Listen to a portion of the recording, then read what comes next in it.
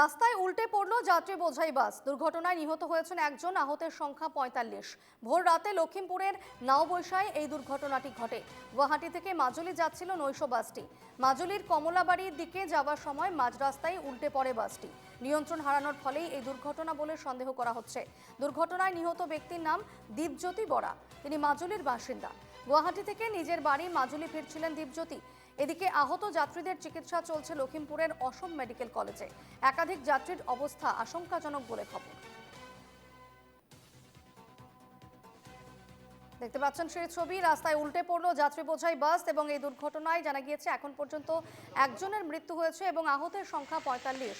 গুয়াহাটি থেকে মাজুলি যাচ্ছিল এই নাইট সুপার এবং মাজুলির কমলাবাড়িতে উল্টে পড়ে বাসটি। জানা যাচ্ছে নিয়ন্ত্রণ হারানোর ফলেই এই দুর্ঘটনা ঘটেছে। দুর্ঘটনায় নিহত ব্যক্তির নাম দীপজ্যোতি বরা। গুয়াহাটি থেকে তার বাড়ি মাজুলিতে ফিরছিলেন দীপজ্যোতি। আহত যাত্রীদের চিকিৎসা চলছে অসম মেডিকেল কলেজে, তবে একাধিক যাত্রীর অবস্থা আশঙ্কাজনক বলে খবর।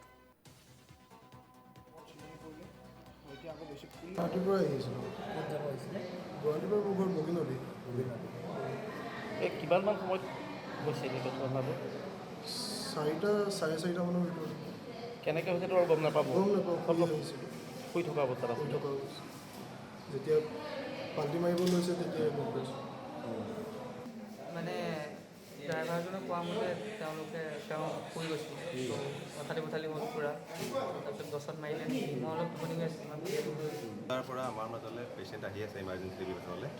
তাৰে এজন আমাৰ ব্ৰড ডেড আছিল, তেওঁ মৃত হৈ আহিছিল আৰু বাকী 13জন আহিল আৰু 13জনৰ এজনৰ অৱস্থা অলপ সংকটজনক।